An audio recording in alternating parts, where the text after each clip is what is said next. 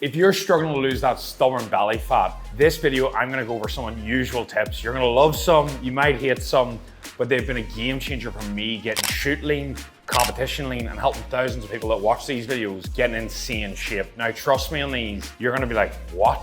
They are so different, and I've only found them out for like 10 years of me actually trying to get in shape, and it's made such a difference. So we're gonna dive straight in here. So let me bring you all the way back to like whenever I was first trying to get in shape. I was getting lean for holidays, and what was happening to me was I was starving all the time. I was food focused. I was just thinking about what's my next meal. And then when I got on holiday with my family, I took a photo beside them. I remember getting the photo and then being like, oh, I've messed this up. So look, these tips will be so good for you, making sure you don't look too heavy, that you can't see your abs, and also that you don't look too gaunt. As a male, you know how that feels if you've dadded, so we're gonna avoid that and we're gonna kick straight in here with number one. Not my favorite singer, but as Cardi B says, I don't clean, I don't cook. You want meals that you don't have to cook all the time, and the reason I say that is because it'll stick in your head, all right? The more you're cooking, the more you're cleaning, the more time just disappears and you go, I don't have enough time to do it all. By having meals that you don't necessarily need to spend ages prepping or cooking, it makes life easy. So for example, in the morning, I will have oats, fruit, whey protein, and there's no prep time in that. It just takes 2 seconds, right? Then we've got like lunch. So for example, I will literally have a sandwich, bread down, veg down, like lettuce, tomatoes, I don't even need any cooking, and a chicken cooked source. That is so simple. Slap the bread on top, and there's your lunch.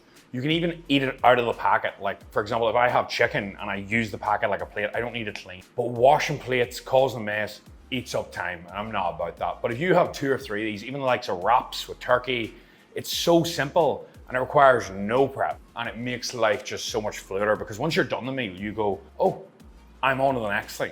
And that's what it's about, getting the result, making it easy that it suits your lifestyle. Now, I'm all for cooking, like I love it, but when you're a dad and trying to get lean, you just want in and out. Not saying it's like a girl, you know, from that one night stand. We're not gonna talk about that, right? We'll move on. Look, number 2 is actually gonna be taking a dad break. This sounds counterintuitive, but I've been dating for long time periods before, everything from 6 weeks to 20+ weeks for competition preps. And there's actually tons of research to back this up. If you dad for like 6 to 8 weeks, taking 2 weeks at maintenance, almost like a refeed, but a proper one, you bump your calories up from say 2,000 to 2,400 for 2 weeks, right? And the point of this is, your appetite is gonna drop down because you've got higher calories. Your overall adherence will improve massively. And the reason for this is because you become less food focused. It gives you a mental break from it. You'll notice your lifts in the gym go up because you've got more carb. You'll notice sex drive improves, so your girlfriend doesn't actually break up with you. And that's because your test levels, everything is staying in check. Like if you dad for a long time periods, you get a lot of meals that are like, my test levels are dropping. Think about it logically, right? The worst time to have sex, to reprocreate,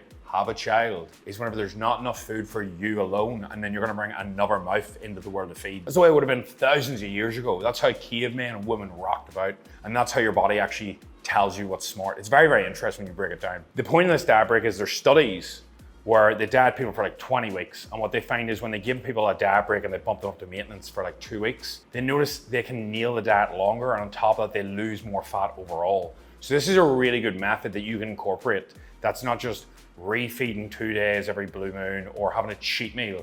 It's actually gonna give you proper nutrients. You eat good food.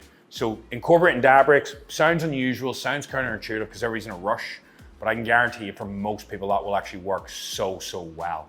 Number 3, one of the things I done that made a big difference is eating with smaller plates and smaller cutlery. Now I'm not talking about wee tiny things, but for example, using a baby spoon to eat your oats. This is a game changer. It sounds so basic, but there's loads and loads of science to back this up. For me, I eat everything on the plate. I always clean it. So by making the plate smaller, the food looks bigger, and I actually put less on the plate naturally. And whenever you eat with smaller cutlery, so a smaller spoon, for example, when you eat oats or yogurt, you naturally have to take more mouthful. You eat slower, you chew more. And whenever you chew more, you eat slower, it gives your body time to actually sense the food and fill you up. Because do you ever notice you're hungry, you eat a meal, and you're still hungry, you're still craving? It's because you actually haven't sensed that you've eaten. Like your brain takes time to recognize that. Doing this, you'll notice a big difference. Number 4, Throw out trigger foods. If I have Haagen-Dazs in my fridge, it's getting bucked. Like, I don't care, it's always good. I'm gonna take one spoonful and say nothing, and then a spoonful later. And then before you know it, half the tub's gone, I haven't tracked it. If you have a food that you struggle to balance, and like, if you're buying these foods and sitting in your house, like, you're literally shooting yourself in the foot.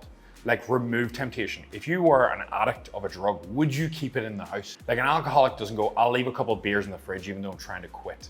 You're literally setting yourself up for failure. So at the start of your diet, throw it all out of sight, out of mind. Whenever I start that, I literally just clean out the fridges. Whoever I'm living with, whether it's Joseph, mom, dad, they're not happy, but look, I'm lean. Women tend to enjoy it whenever you're leaner, and then as a result of that, life's good, I'm feeling good, I'm looking good, it's hard to beat. Don't keep ice cream in your fridge, don't keep chocolate in your fridge. Remove these trigger foods if you notice they trigger you. Just get it out of the house. Number 5, keep the eating times the same. So whenever you break this down, a lot of the time people get too hungry, then they binge or they make poor decisions. It's shown that if you keep your eating times the same, it regulates your hunger. This is why keeping your sleep and wake cycles the same are really important. If you're getting up late in the weekend, staying up late, you're way more likely to eat off. So if you know you have 4 meals a day, have one at 9, 12, 3, and 6.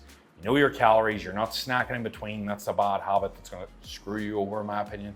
But in reality, keeping them the same will regulate your hunger. It means it's spread nice and evenly. And a pro tip would be, yeah, you can fast in the mornings, but you probably know that. Keeping them the same will make such a difference. And just making your life simple will lower stress, and that makes everything about dieting 10 times easier. Look, there are 5 very unusual tips, but if you implement them, there's science to back them up. I've used them myself. They've made a massive difference. I use them all the time. Hopefully that's been some value.